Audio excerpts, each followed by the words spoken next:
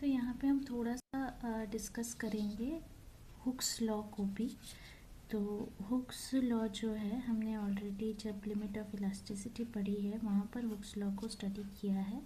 Robert Hooke ने ये law दिया हुआ था। उन्होंने एक्सपेरिमेंटल ऑब्जर्वेशन किया था एक्चुअली इलास्टिक बॉडीज़ पे। तो उनके हिसाब से जो स्ट्रेस है वो डायरेक्टली प्रोपोर्शनल होता है स्ट्रेन के। स्ट्रेस और स्ट्रेन क्या होता है ये तो हम सबको पता ही है, ठीक है। Stress force per unit area को कहते हैं और स्ट्रेन जो रेशियो होता है चेंज का अपॉन ओरिजिनल वाला, ठीक है। तो ये कहलाता है आपका हुक्स लॉ। तो हुक्स लॉ ये कहता है कि लिमिट ऑफ इलास्टिसिटी में जितना ज़्यादा फोर्स आप अप्लाई करोगे उतना ही चेंज प्रोड्यूस होगा ऑब्जेक्ट के शेप में, ठीक है। तो या फिर हम ऐसा कह सकते हैं जितना ज़्यादा स्ट्रेस आप अप्लाई करोगे उतना ज़्यादा वो ऑब्जेक्ट स्ट्रेन होगा, इसीलिए स्ट्रेस प्रोपोर्शनल टू स्ट्रेन। और इसको या तो इक्वल्स टू हम ऐसा भी लिख सकते हैं stress upon strain equals to constant, और ये कांस्टेंट है ई जिसको मॉडुलस ऑफ इलास्टिसिटी भी कहा जाता है, ठीक है। तो इलास्टिक कांस्टेंट कुछ दिए जाते हैं आइसोट्रोपिक सॉलिड के लिए। तो इलास्टिक कांस्टेंट को हम डिस्कस करेंगे, लेकिन उसके पहले हमने कहा आइसोट्रोपिक सॉलिड। तो आइसोट्रोपिक सॉलिड क्या होता है? होमोजीनियस और आइसोट्रोपिक सॉलिड अगर हम कह रहे हैं तो इसका मतलब ये है कि जो इलास्टिक प्रॉपर्टीज़ होगी वो सेम रहेगी सारे पॉइंट और सारे डायरेक्शन में, ठीक है। हालांकि सारे सॉलिड जो है वो होमोजीनियस आइसोट्रोपिक नहीं होते हैं। जैसे आपका हो गया वुड या फिर क्रिस्टल और सारे मेटल्स, ये होते हैं हेटेरोजीनियस एनीसोट्रोपिक।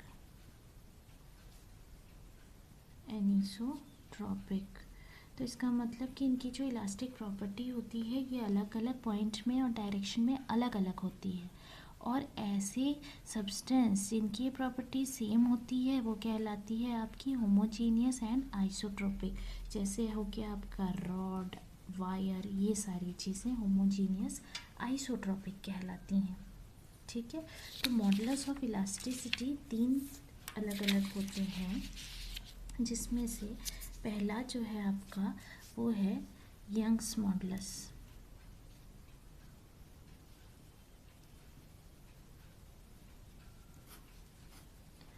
ठीक, यंग्स मॉडुलस ऑफ इलास्टिसिटी जो है इसको डिफाइन कैसे किया जाता है? तो अगर आप एक डिफॉर्मिंग फोर्स अप्लाई करते हो किसी बॉडी के लेंथ के अलोंग, ठीक है, तो इनिशियल लेंथ ऐसा बॉडी होना चाहिए जिसका इनिशियल लेंथ उसके ब्रेड्थ और उसके थिकनेस से ज़्यादा हो। लेंथ बड़ा होगा, ब्रेड्थ और थिकनेस के, ठीक है। तो ऐसी बॉडी कौन सी होगी? ये लिया जाता है हमेशा से, एक वायर को हम लेते हैं ऐसी बॉडी जिसका जो लेंथ है वो ब्रेड्थ और थिकनेस से बड़ा होता है, ठीक है। तो वायर को हम यहाँ पे कंसीडर करेंगे और यहाँ पे जो increase in length per unit original length of body है वो कहलाएगी लॉन्गिट्यूडनल स्ट्रेन आपकी, और जो फोर्स आप अप्लाई करोगे वो कहलाएगा आपका लॉन्गिट्यूडनल स्ट्रेस। तो जो रेशियो होगा लॉन्गिट्यूडनल स्ट्रेस और लॉन्गिट्यूडनल स्ट्रेन का वो कहलाएगा आपका इलास्टिसिटी लिमिट में, वो कहलाएगा आपका यंग्स मॉडुलस, ठीक है। तो यंग्स मॉडुलस को हमने कैसे डिफाइन किया? Is ratio of longitudinal stress upon longitudinal strain, ठीक है।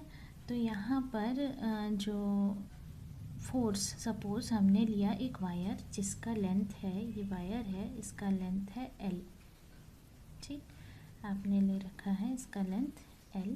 अब इस वायर में हमको करना क्या है? इस वायर में एक लोड मान लीजिए हम इसमें लगाते हैं, अप्लाई करते हैं एक लोड।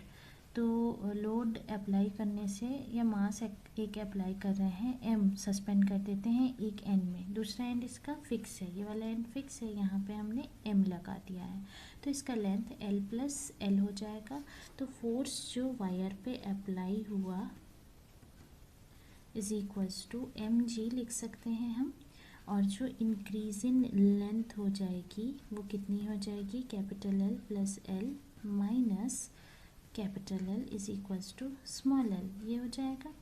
तो लॉन्गिट्यूडनल स्ट्रेस जो है वो क्या हो जाएगा आपका, फोर्स पर यूनिट एरिया, या इसको हम लिखें M G upon pi are square, और जो लॉन्गिट्यूडनल स्ट्रेन है वो क्या हो जाएगा आपका, स्ट्रेन हो जाएगा small L upon capital L के बराबर।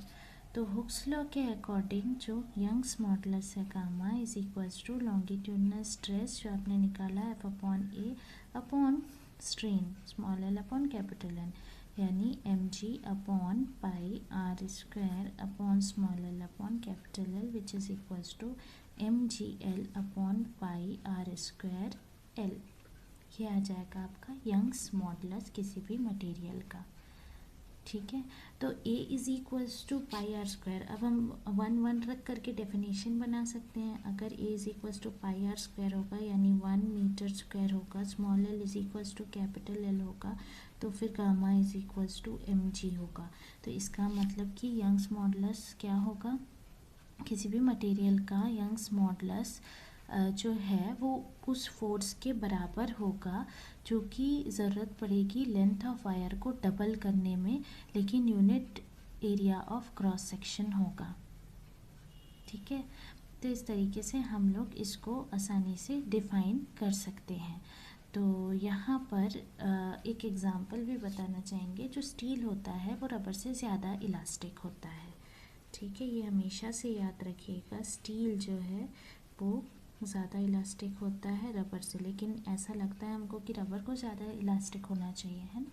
तो रबर इलास्टिसिटी जो है असल में एक कोई बॉडी है वो इलास्टिक, ज़्यादा इलास्टिक कब कहलाती है, जब ज़्यादा फोर्स की ज़रूरत पड़ती है उसमें चेंज लाने के लिए। ठीक है, जिसके लिए यंग्स मॉडुलस ज़्यादा होगा। तो दो वायर अगर हम कंसीडर करते हैं, एक स्टील का है LS और दूसरा रबर का है LR।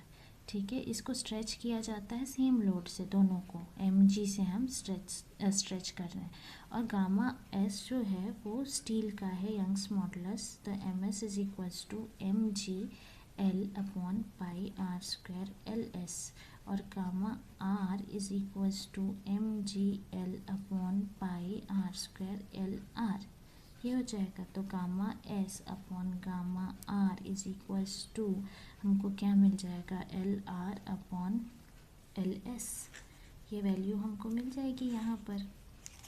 ठीक है, तो ये हमारा एक्सपीरियंस है कि increase in length of rubber जो है वो ज़्यादा हो गया है किससे, स्टील से। LR जो है उसकी लंबाई ज़्यादा एज़ कम्पेयर टू स्टील, तो इसीलिए यंग्स मॉडुलस जो है स्टील का ज़्यादा एज़ कम्पेयर टू रबर।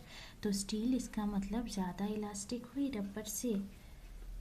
ठीक है, तो कॉमन लैंग्वेज में हम कहते हैं कि जब हम कहते हैं कि ज़्यादा इलास्टिक है तो इसका मतलब ये होता है कि जो रेंज है इलास्टिसिटी की रबर के लिए, जैसे अगर इलास्टिसिटी की रेंज है और वो ज़्यादा है, क्योंकि जो क्रिस्टलाइन सब्सटेंस है वो थोड़े से स्ट्रेच हो सकते हैं, लेकिन जो रबर है वो ज़्यादा स्ट्रेच हो सकता है।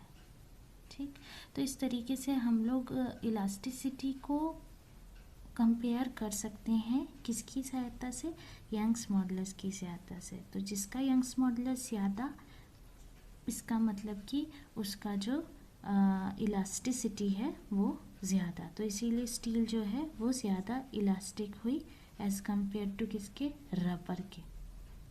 ठीक है, तो ये चीज़ हमेशा ध्यान रखिएगा यंग्स मॉडुलस के केस में। तो आज के लिए इतना ही। अगर इसमें आपको थोड़ा सा भी डाउट है तो फिर पूछ सकते हैं कमेंट सेक्शन में। अगर ये वीडियो पसंद आया तो शेयर, लाइक, सब्सक्राइब करना ना भूलें। Thank you.